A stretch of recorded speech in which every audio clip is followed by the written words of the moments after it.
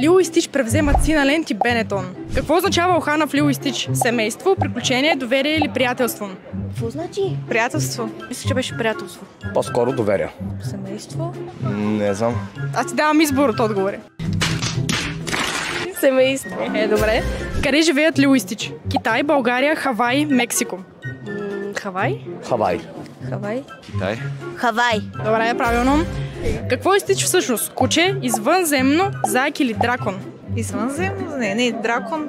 Мисля, че е дракон, ако не се бъркам. Май дракон. Куче. Извънземно. Добре. Кой от тези спортове е любим на Лило и Стич? Сърф, ски, сквош или кънки? Сърф. Ски. Сърф? Ски. Сърф. Добре, правилно. На какво животно се преструва Стич? Котка, куче, заек или птица? Това не го помня. Не знам. Заек. Има много хора, които се превръщат в аниматори зайци. Куче. Правилно. Какъв е характерът на Стич? Спокоен, срамежлив, разрушителен или мъдър? Мъдър. Спокоен. Разрушителен.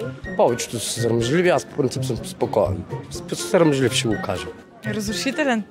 Спечели си награда тук що. Добре.